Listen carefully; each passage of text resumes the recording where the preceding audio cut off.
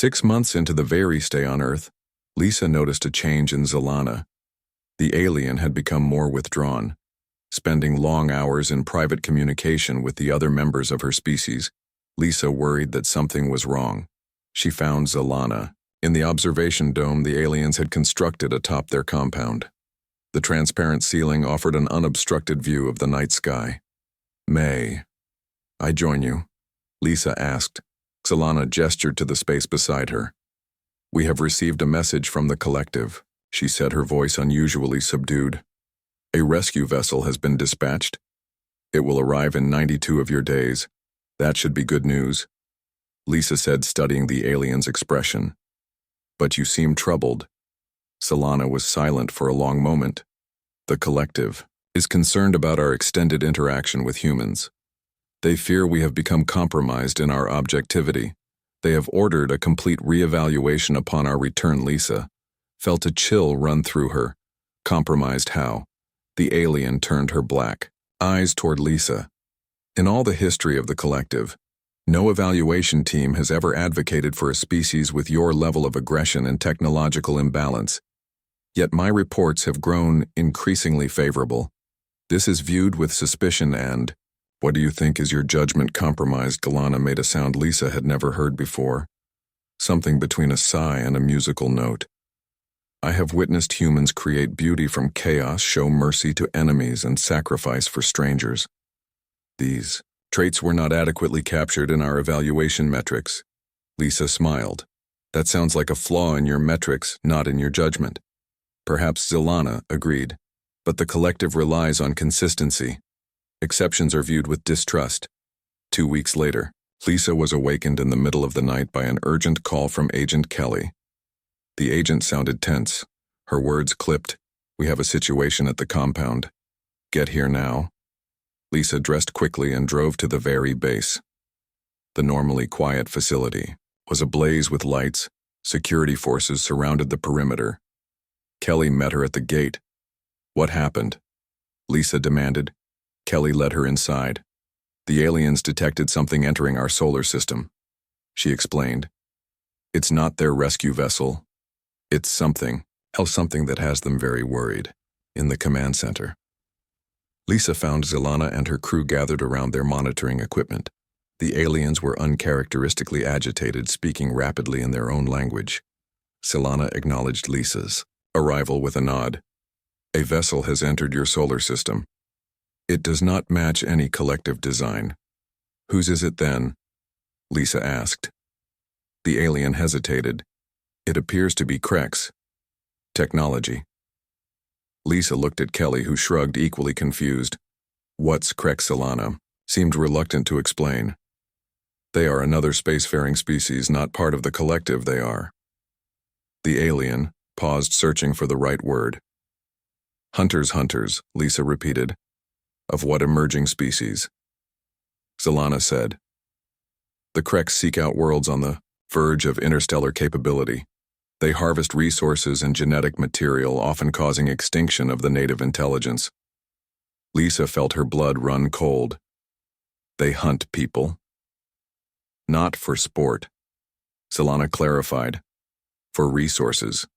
Your bodies contain elements they consider valuable. Your planet has minerals they desire."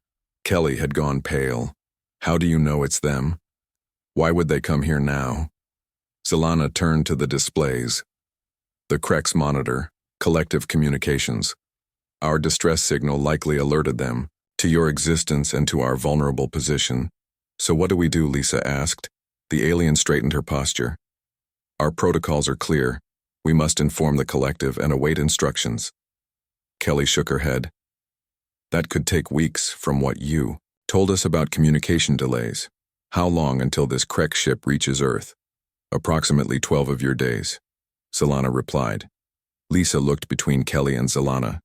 12 days isn't enough time to evacuate the planet or prepare any meaningful defense. "We need to act now." Zalana hesitated. "Interference with Krek's activities is forbidden by collective law. They maintain an uneasy peace. Any direct action by our team could trigger an interspecies conflict, so you're just going to stand by while they harvest Lisa demanded, her voice rising. The alien seemed genuinely torn. We are scientists, not warriors. Our vessel is disabled. We have no weapons capable of repelling a Krex harvester. Lisa took a deep breath, fighting back anger and fear. Then teach us to defend ourselves, she said. Share your knowledge. Help us prepare that would violate our most sacred protocols. Solana replied.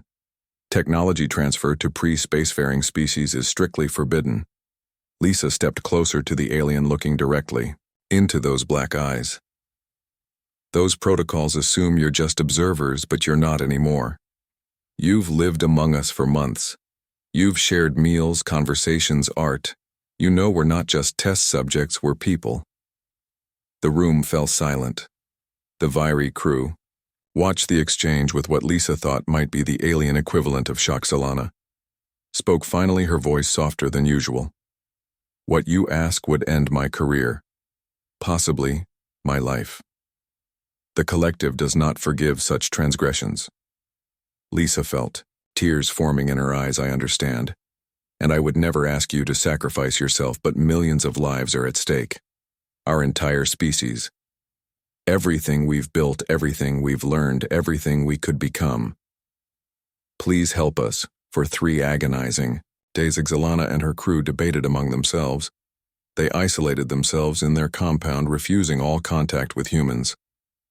Lisa waited anxiously, spending sleepless nights staring at the stars, wondering if some alien predator was up there preparing to harvest her world.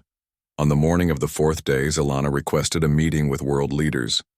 The Vyri commander stood before representatives from every major nation, her blue skin gleaming under the lights of the hastily assembled conference room. I have made a decision, she announced. We will assist humanity in defending against the Krexe. Murmur ran through the assembled humans. The Krex vessel will arrive in 8 days. Solana continued. We have limited time and resources. We cannot provide weapons directly, but we can guide you in modifying your existing technology.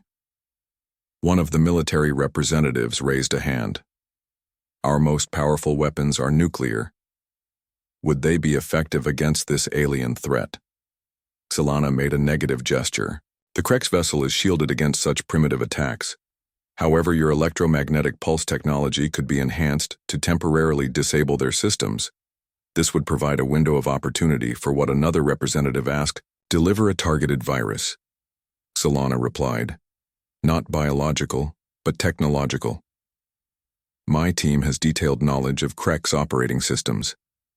A properly designed program could corrupt their navigation, forcing them to retreat. You want us to hack an alien spaceship? Lisa said, unable to keep the surprise from her voice. Solana made the gesture Lisa had come to recognize as affirmation.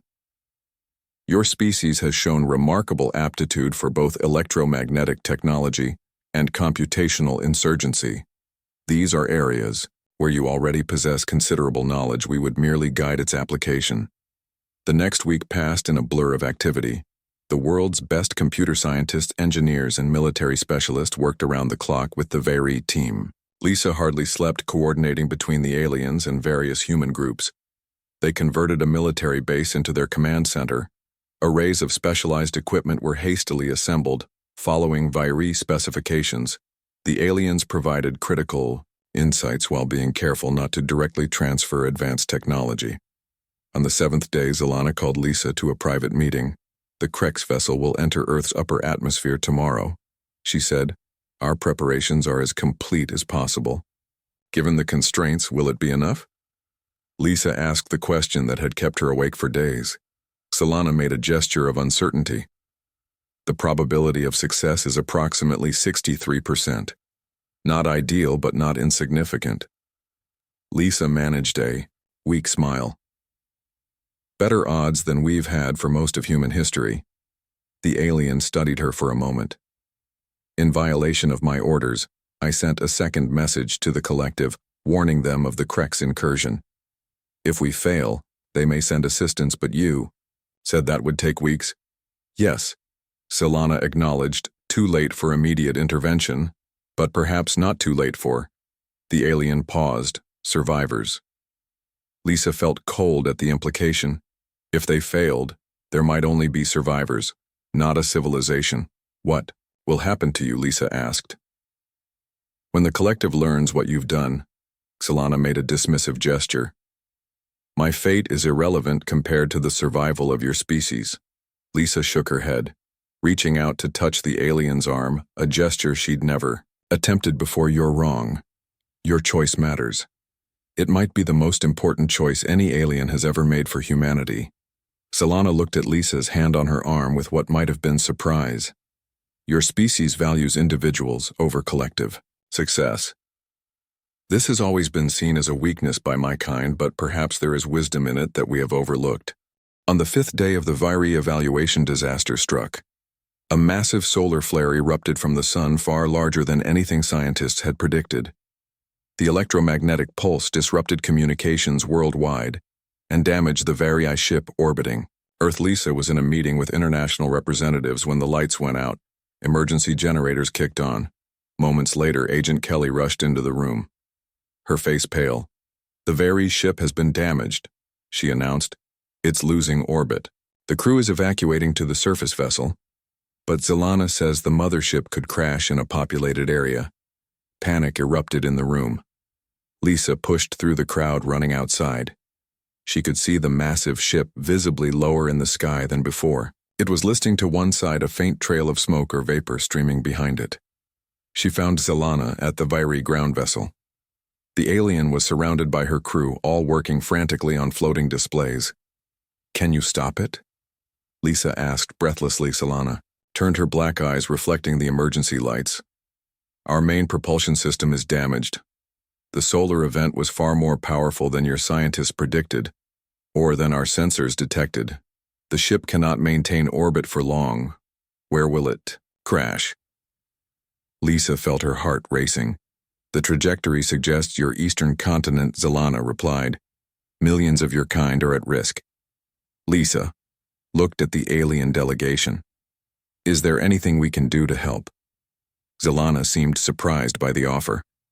"Our ship contains technology your species is not prepared for.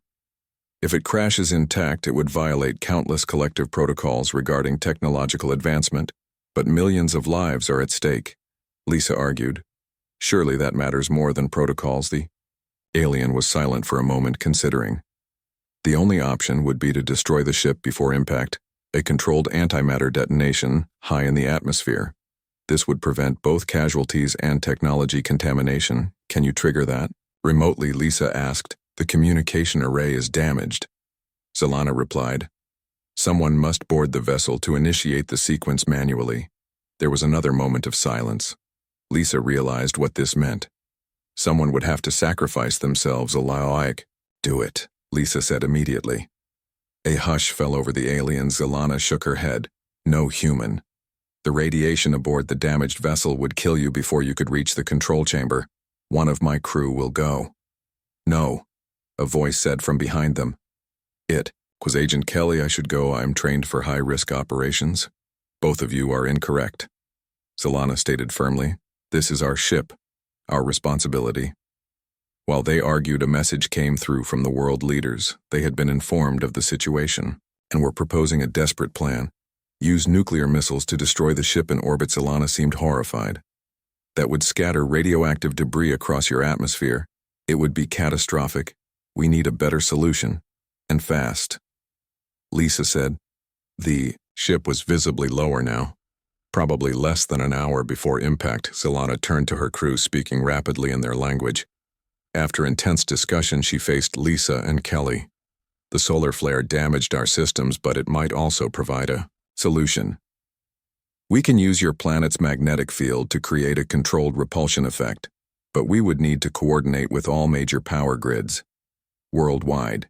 Kelly was already on her satellite phone explaining the plan to government officials. Within minutes, a global emergency broadcast went out. Power stations worldwide were instructed to follow a precise sequence of power surges and shutdowns. "It's not enough," Zilana said after reviewing the models. "The field strength is insufficient. What else do we need?" Lisa asked desperately. Zilana hesitated. "Our ground vessel contains an amplification device, but using it this way would drain its core. We would be stranded on your world for approximately one of your years." "Do it," Kelly said without hesitation. We'll provide whatever you need during your stay, Solana gave the order.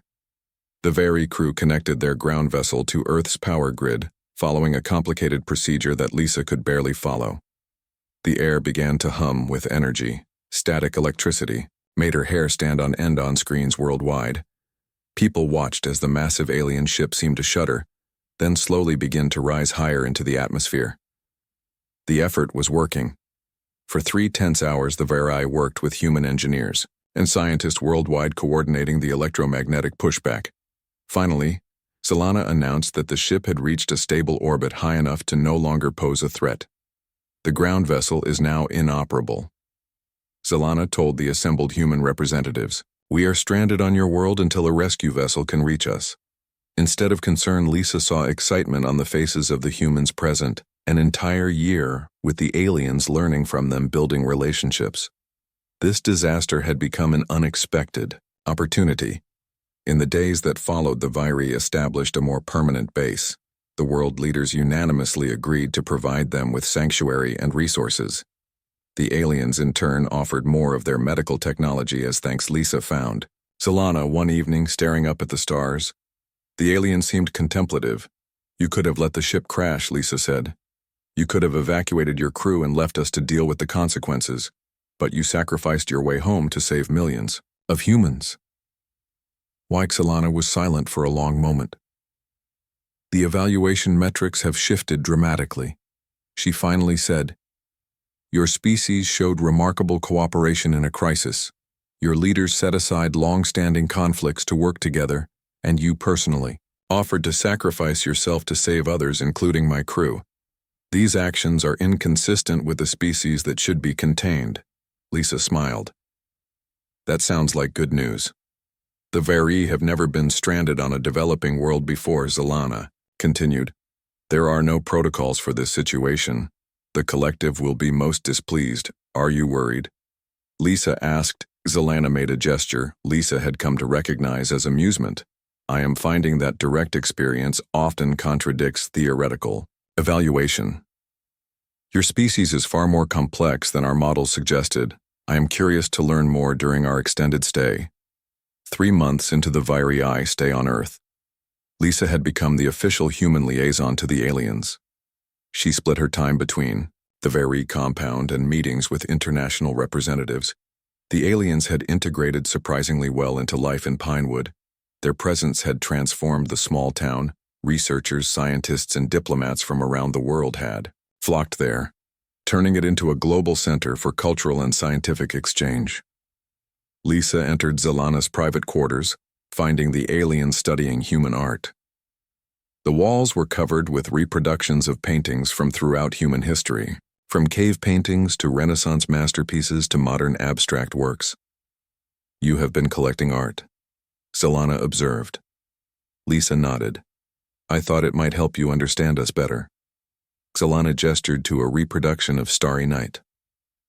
"The creator of this image had a neurological disorder yet produced work of profound beauty. This contradiction fascinates me. Struggle creating transcendence, that's very human." Lisa said, "We often create our most beautiful things from our deepest pain." The day of the Krek's arrival dawned clear and cool. The skies appeared peaceful, giving no hint of the threat approaching from above. Militaries worldwide were on high alert. Civilians in major cities had been moved to shelters, though most had been told it was just a drill. The world governments had decided that widespread panic would only make their task harder. Lisa stood in the command center surrounded by screens showing various tracking systems. Solana and her team worked alongside human technicians making final adjustments to the electromagnetic pulse generators and the virus delivery system. First contact with the Krek's vessel in approximately 20 minutes. Solana announced. Her voice was steady, but Lisa noticed the alien's lower set of hands were trembling slightly. A hush fell over the command center. Everyone, human and Viri alike, knew what was at stake. Their plan had 3 phases. First, the enhanced EMP would temporarily disable the Krek's shields. Second, a squadron of fighter jets would approach close enough to launch specially designed drones carrying the virus. Third, the drones would attach to the Krek ship and inject the virus into their systems. Simple in theory, catastrophically difficult in practice. We have visual. The technician at the main monitor called out. All eyes turned to the central screen. A massive ship had appeared in the upper atmosphere. Unlike the elegant Very vessel, this craft was angular with protruding spikes and dark metallic surfaces that seemed to absorb light rather than reflect it. It radiated menace. The Krex harvesters Alana confirmed. Just as I feared. It is one of their largest vessels. Lisa felt her mouth go dry. How many? Enough to strip a continent. Zalana replied. The alien ship descended slowly. Clearly not concerned about being detected, it moved toward North America, following a trajectory that would take it over the central United States defense systems are tracking. Agent Kelly reported from her station. All units are in position. Zalana monitored the alien's approach carefully. The Krex are scanning your planet, she announced.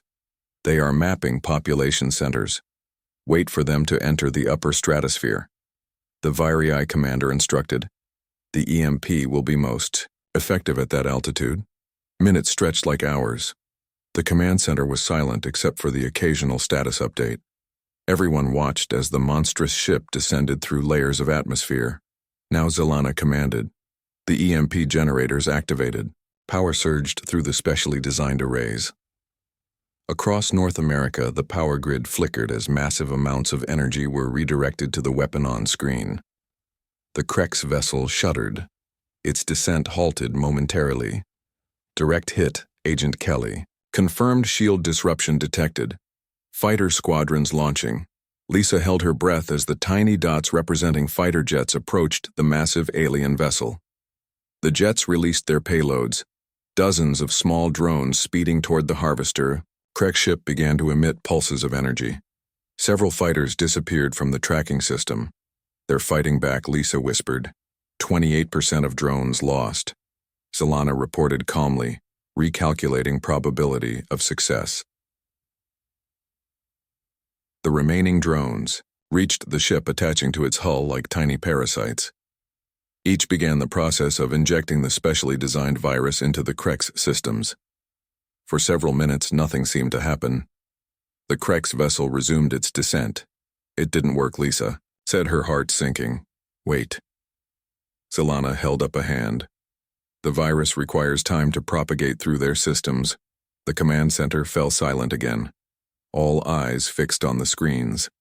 The Krex ship continued its approach, now less than 50 miles above American soil. Then suddenly the vessel lurched to one side. Its previously straight descent became erratic. It began to spin slowly. Virus infection confirmed. Zalana announced. The navigation systems are compromised.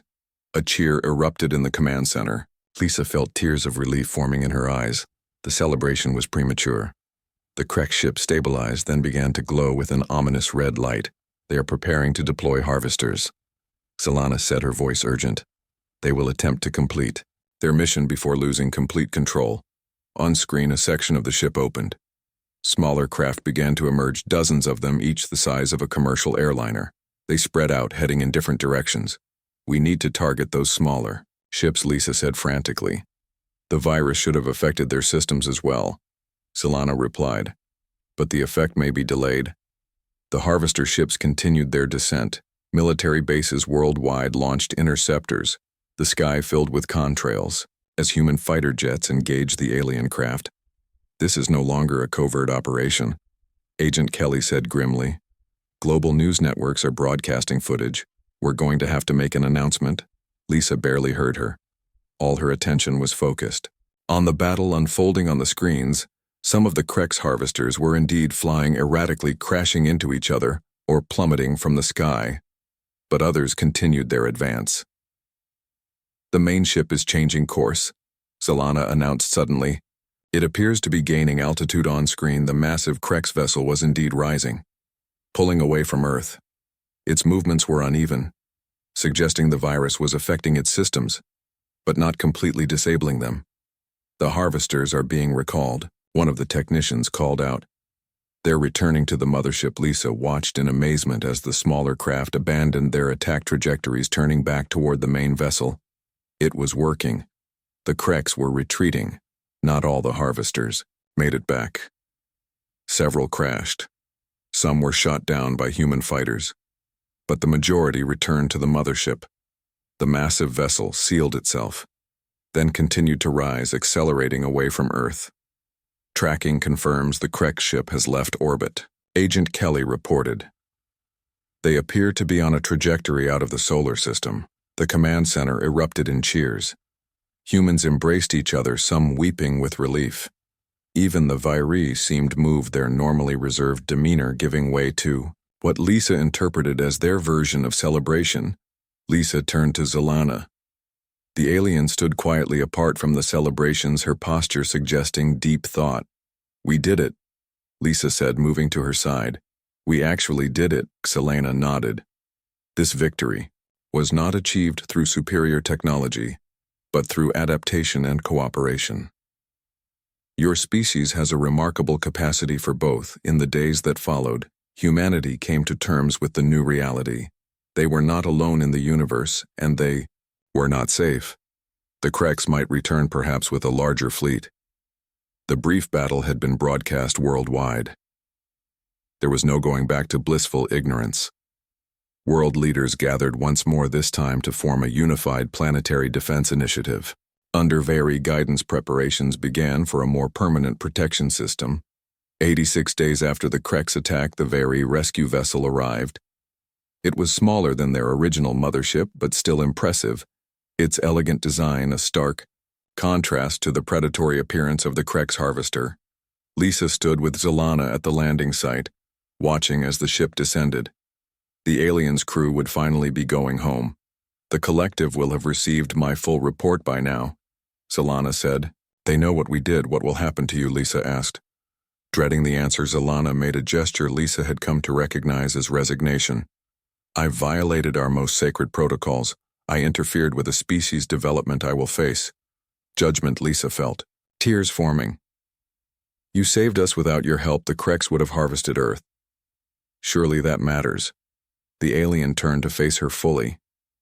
"We have a saying in the collective. One must sometimes break the shell to save the seed." Lisa smiled through her, tears that sounds almost human. "Perhaps that is the problem," Zalana replied. There was a hint of amusement in her voice. The rescue ship's hatch opened. A delegation of Vairi emerged. Their patterns and coloration marked them as high-ranking officials. Lisa had learned enough about Vairi culture to recognize this. The lead alien approached Zalana. The two spoke in their musical language for several minutes. Lisa could not understand the words, but the tone seemed formal, almost ceremonial. Finally, Zalana turned to Lisa. "Scout Commander Zalana has been relieved of her duties." She explained, "I am now Emissary Zalana. The collective has reviewed our reports and the evidence of the Kreks incursion. They have revised their evaluation of humanity." "What does that mean?" Lisa asked, hardly daring to hope. "It means," Zalana said, "I will be remaining on Earth as the official Vairi representative. Your species has been classified as a protected ally of the collective. The first in our history to receive such designation before achieving independent interstellar travel." Lisa could hardly believe what she was hearing. "We're allies now." Zalana made the gesture of affirmation. "The Kreks incursion accelerated matters. The collective recognizes that your species requires protection and guidance. The rescue vessel brings technology and specialists to help establish a permanent defense system. And what about your protocols regarding technology transfer?" The alien seemed to smile, though her face was not designed for the expression. "The protocols have been amended. To protect a seed, one must sometimes break the shell." 6 months later, Lisa stood with Zalana on the observation platform of the newly constructed Interstellar Cooperation Center. The massive facility, built near the original landing site in Pinewood, housed researchers from around the world working alongside Vairi specialists. "Humanity is adapting well," Zalana observed. "The defense grid will be operational within 2 of your months. Your scientists are integrating our knowledge at an impressive rate." The next 3 days passed in a blur of meetings and tests. Lisa found herself acting as the bridge between humanity and the Vairi collective.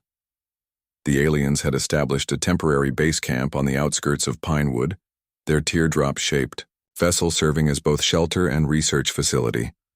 Lisa sat across from Zalana in what the alien called a communication chamber.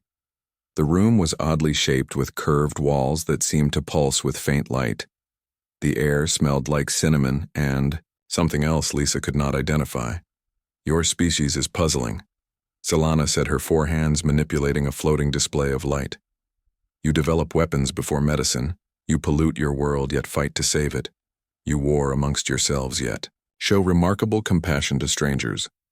These contradictions concern the collective, Lisa smiled. Humans are complicated. We contain multitudes, as one of our poets would say. Multitudes, Zalana repeated the word slowly. Perhaps this explains the inconsistency. In our evaluations, what exactly are you evaluating? Lisa asked, leaning forward. Zalana hesitated before answering. The collective has identified 17 key traits that predict whether a species will become a beneficial member of the galactic community, or a threat. Your kind scores very high in some categories, dangerously low in others, and which category will determine our fate, all will be considered, Zalana replied. But the Council is particularly concerned with your capacity for violence. Your history is filled with war, Lisa nodded. We have a violent past, I can't deny that. But we've also created art, music, literature. We explore, we learn, we grow. We're not perfect, but we strive to be better. The alien studied her. With other species we can predict behavior with 97% accuracy. Humans operate at only 62%. This unpredictability is both your most intriguing quality and your most dangerous.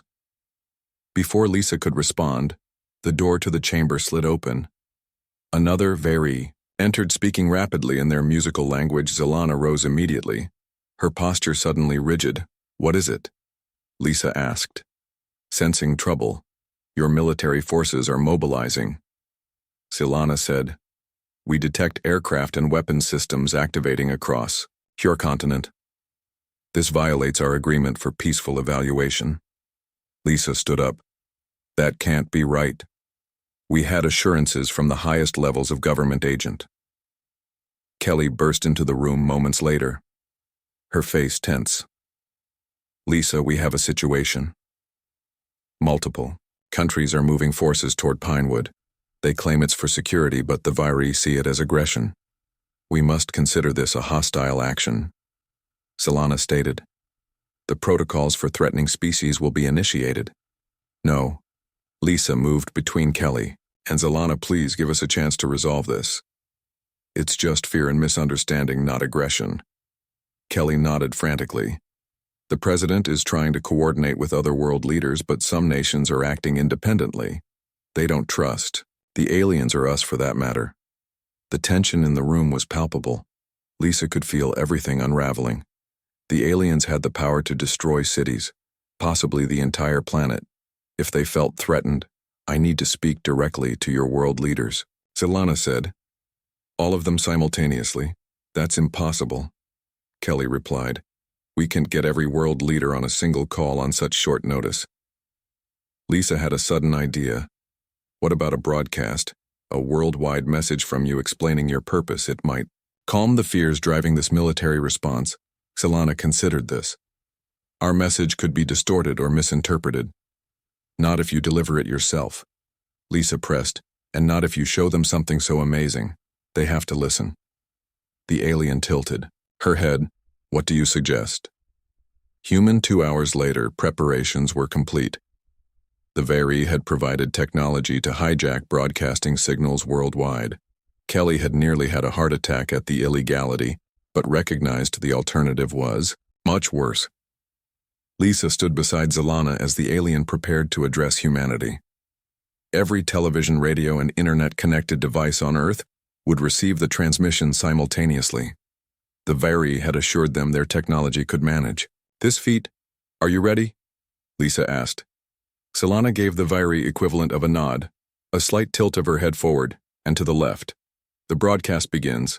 Now, screens worldwide flickered. The image of Zalana appeared crystal clear. Her blue skin and black eyes filling screens from smartphones to jumbo displays in Times Square. People of Earth, Solana began, her voice somehow perfectly translated into every language. Simultaneously, I am Solana, Scout Commander of the Very Collective. We have come to evaluate your species for potential inclusion in the galactic community. We have no hostile intent. The alien paused, allowing the message to sink in. Your military mobilization suggests fear. We understand fear. It is a natural response to the unknown. However, it is also dangerous. We ask you to stand down your forces so we may complete our evaluation peacefully. Solana gestured and the camera view pulled back, showing the interior of the Virii ship. It was breathtaking. A vast chamber filled with technology beyond human comprehension. Stars visible through transparent sections of the hull. The sight was humbling to demonstrate our peaceful intentions. Solana continued, we offer a gift. The complete cure for the disease you call cancer. We provide this freely to all nations, all peoples. It is a simple gesture of goodwill. Lisa gasped.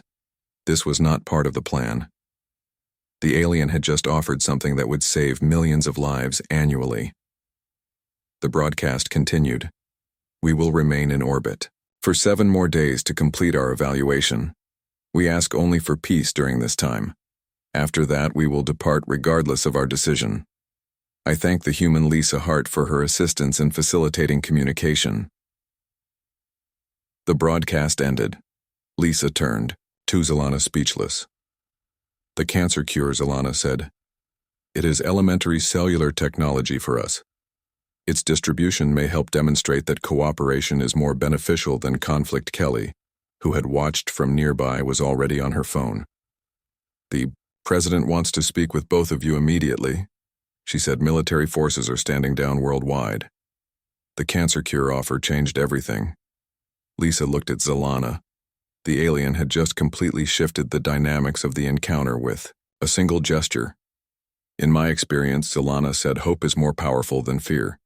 You have taught me that humans respond well to hope. The next day, representatives from major world governments arrived in Pinewood. The small town had become the center of global attention.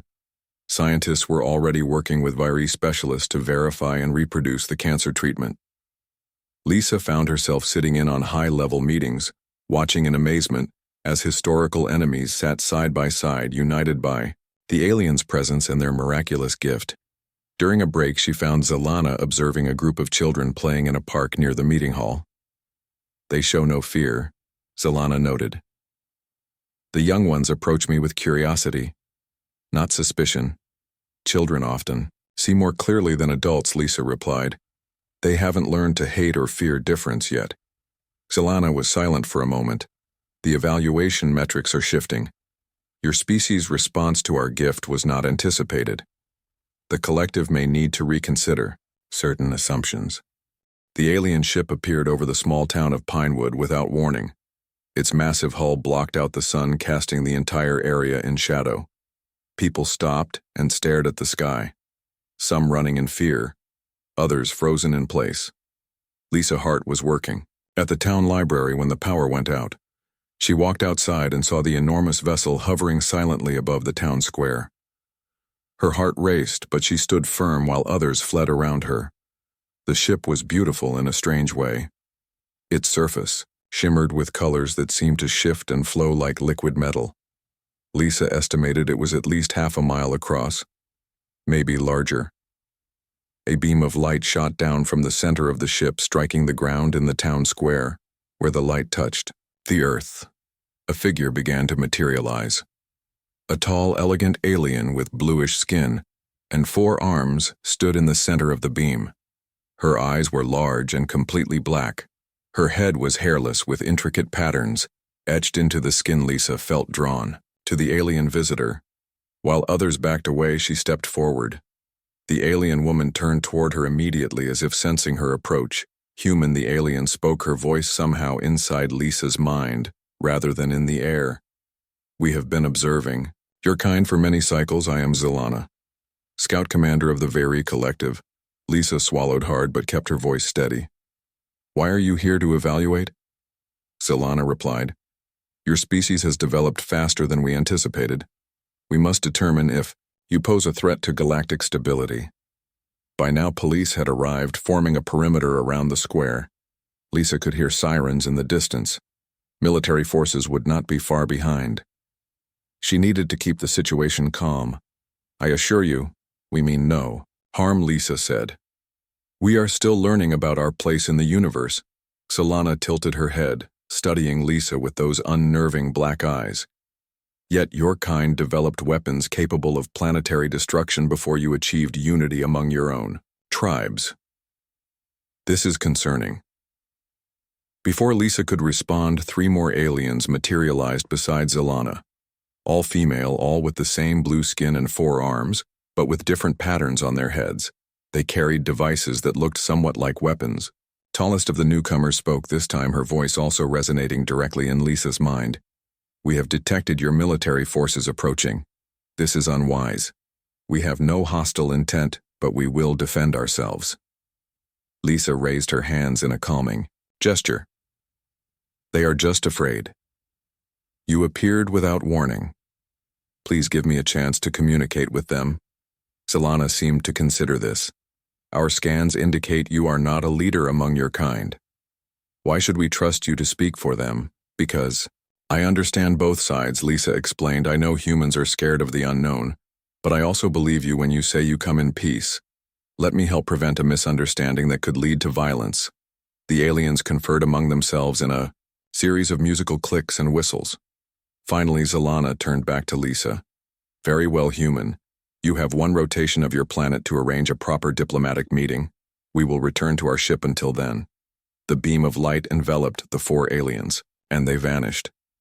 Within seconds, the massive ship began to rise higher into the atmosphere, until it was just a glinting speck in the sky.